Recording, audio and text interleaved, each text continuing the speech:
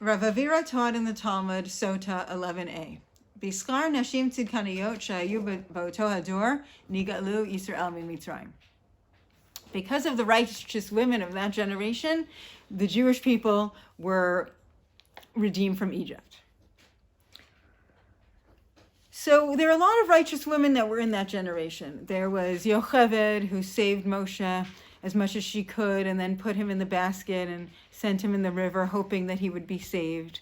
There was Miriam, Moshe's sister, who watched to make sure that he would be okay. There was Pharaoh's daughter, who retrieved the basket and raised Moshe as her own son. These are all famous women from the story that we are all familiar with.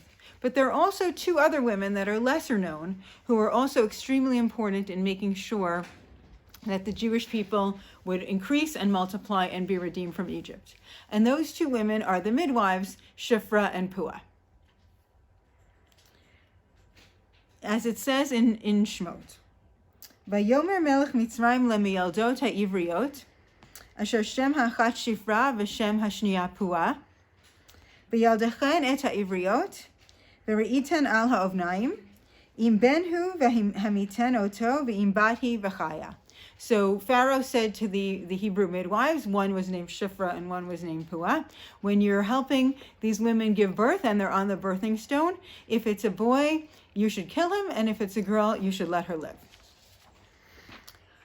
Chizkuni points out that Pharaoh thought that the boys should be killed because he thought that if there was an uprising, there would be more of a chance that the uprising would come from the men and not from the women.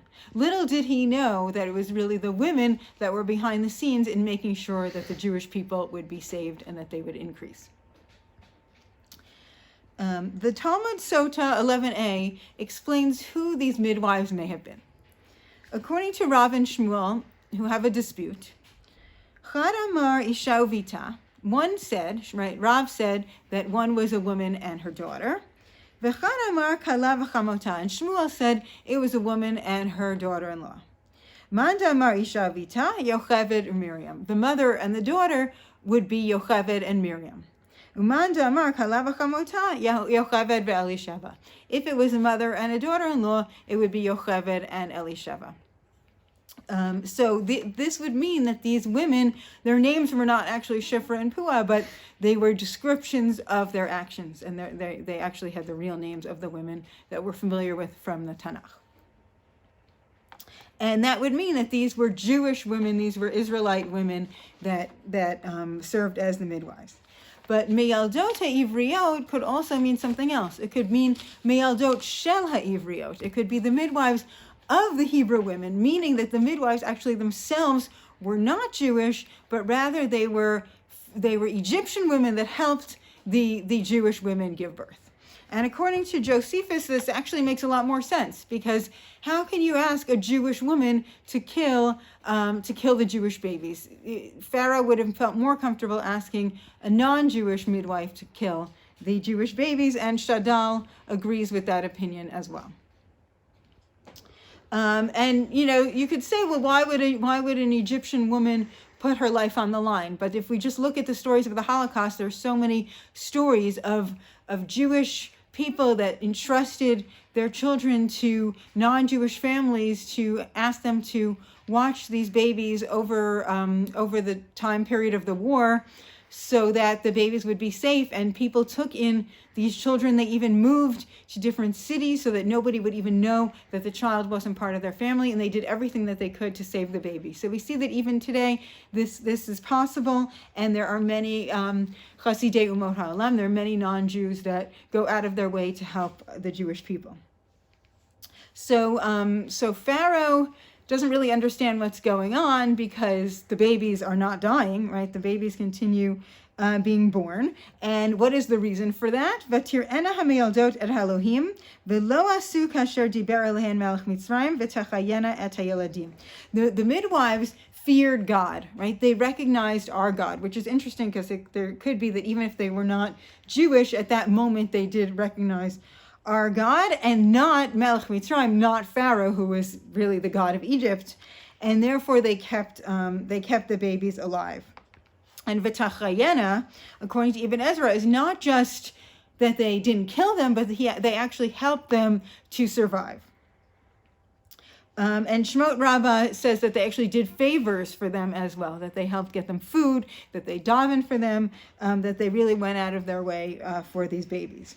So Pharaoh catches on, and he calls them in, and he says, "What's going on here? How come all of the babies are still alive?" So their answer is, "Lo kinashim hamitzriot ha'ivriot, ki chayot hena, b'terem tavo le'en ha'miyaldot vayaladu." These women, these Hebrew women, are like animals. They're not like the Egyptians. They're like animals. They give birth even before the midwife comes in.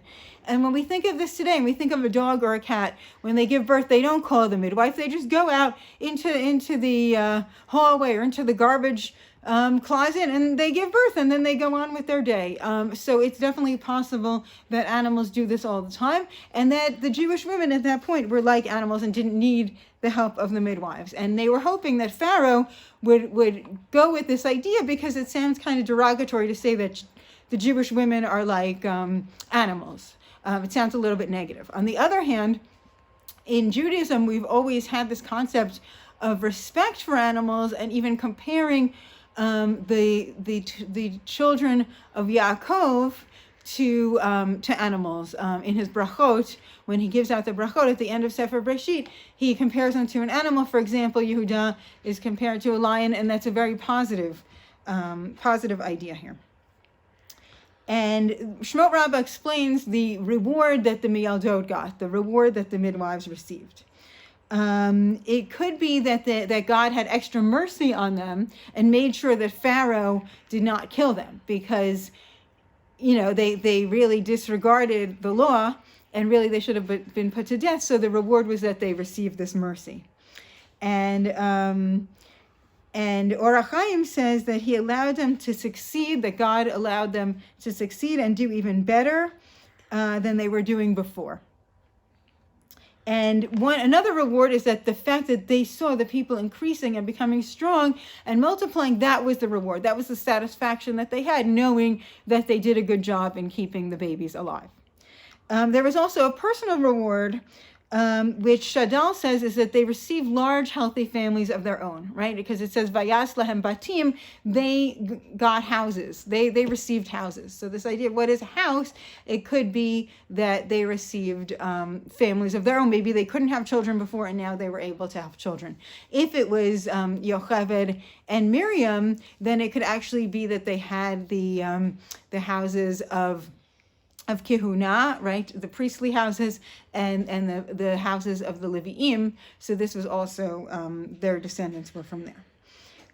So we see that the midwives had the courage to stand up to Pharaoh. They were selfless in their work. They could have been killed doing their job, but they knew that they had to go out of their way to protect the babies and save the babies. And because of this, they received both physical and spiritual rewards. And because of them, the Jewish people has increased and multiplied. And we got to the point where we were able actually to get to Yetziat Mitzrayim, to the Exodus of Egypt, with a very great nation. So let's hope that the Jewish nation continues to increase and multiply, and that we hear Besorot Tovot, that we hear good news, and have a great Pesach.